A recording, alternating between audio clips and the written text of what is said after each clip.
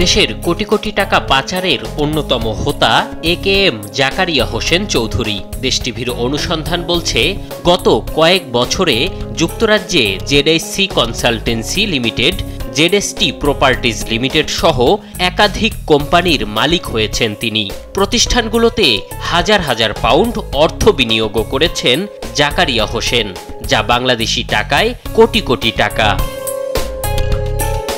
অর্থ পাচার বন্ধে করা দেশের আইন বলছে, বাংলাদেশ ব্যাংকের গভর্নরকে প্রধান করে করা কমিটির অনুমতি ছাড়া বিদেশে বিনিয়োগ সম্পূর্ণ অর্থ পাচার।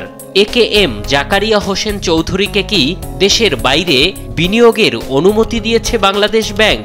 জানতে বাংলাদেশ ব্যাংকে দেশ টিভি টিম। যাদেরকে অনুমোদন দেওয়া হয়েছে বাংলাদেশ ব্যাংকের থেকে, তাদের তালিকা ঘেটে কোথাও এই জাকারিয়া হোসেন চৌধুরী যিনি কোনো অনুমোদন নিয়েছেন বলে এরকম প্রমাণ পাওয়া যায়নি। বিষয়টি অতি সহজ। যে অর্থ বৈধ উপায়ে এ দেশ থেকে বাইরে বিনিয়োগের উদ্দেশ্যে বা অন্য যে কোনো উদ্দেশ্যে নিয়ে যাওয়া হয়নি, সেটা অবশ্যই অবৈধ, এবং অবৈধ অর্থ লেনদেনকেই তো আমরা পাচার বলে থাকি।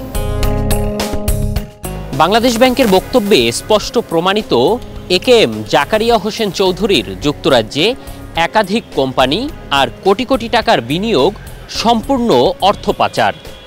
বাংলাদেশ ব্যাংকের চোখ ফাঁকি দিয়ে কিভাবে বছরের পর বছর ধরে দেশের অর্থ পাচার করে যাচ্ছে জাকারিয়া, জানতে এবার তার মুখোমুখি হতে চাই আমরা। জাকারিয়া হোসেনের জাতীয় পরিচয়পত্রে দেয়া বর্তমান ঠিকানা গুলশান 2-এ গিয়ে পাওয়া যায়নি তাকে। আমাদের জানা মতে আমাদের যে ঠিকানাগুলো দিচ্ছে এর মধ্যে জাকারিয়া চৌধুরীর নামে কেউ নাই। স্থায়ী ঠিকানা তেজগাঁও বেগুনবাড়িতেও খোঁজ নেই জাকারিয়া হোসেনের। তার ভগ্নিপতি দীপক মিয়ার সাথে যোগাযোগ করা হলে তিনি জানান, অধিকাংশ সময় দেশের বাইরে থাকেন জাকারিয়া। মাধ্যম থেকে জানলাম যে আপনার রিলেটিভ হয়। হ্যাঁ, কি জন্য খুঁজছেন ওনাকে? আমরা দেখলাম যে যুক্তরাজ্যে উনি বেশ কয়েকটা কোম্পানি করেছেন, অনুমোদন নেই। সেক্ষেত্রে বিষয়টা তো অর্থ পাচার হিসেবে। আচ্ছা, তাহলে দেখি আমি ওর সাথে যোগাযোগ করতে পারি কিনা, কারণ ও বেশিরভাগ বিদেশে থাকে, ওর শরীর খারাপ, সেজন্য আমার সাথে তার যোগাযোগ নাই আর কি। এমন অর্থ পাচার বন্ধে কি করছে দুর্নীতি দমন কমিশন দুদক? তাদের দাবি থেমে নেই তারা, অভিযোগ পেলেই নেওয়া হয় ব্যবস্থা। বাংলাদেশ ব্যাংকের অনুমোদন ছাড়াই যদি দেশের বাইরে অর্থ নিয়ে যান এবং বিদেশি কোনো কোম্পানি এ ধরনের বিনিয়োগ করে থাকেন কোথাও বা নিয়ে টাকা অন্যত্র নিয়ে যান, এটা কিন্তু আমাদের মানি লন্ডারিং আইনে, মানি লন্ডারিং প্রতিরোধ আইন 2012-এ কিন্তু এটা অপরাধ, সুনির্দিষ্ট অপরাধ।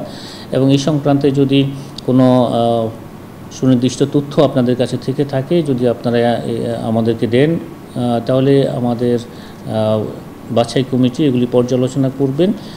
তবে গত বছরের ডিসেম্বরে একেএম জাকারিয়া হোসেনের অর্থ পাচার ও দুর্নীতি নিয়ে দুদকে অভিযোগ করা হলেও এখনো কোনো ব্যবস্থাই নেয়নি তারা। দেশের অর্থ পাচারকারী একেএম জাকারিয়া হোসেন চৌধুরী সিটি ব্যাংকের প্রতিষ্ঠাতাদের অন্যতম আব্দুল বারিক চৌধুরীর ছেলে। সিটি ব্যাংকের শেয়ার জালিয়াতিরও অভিযোগ আছে জাকারিয়ার বিরুদ্ধে। এম এ আজিম, দেশ টিভি, ঢাকা।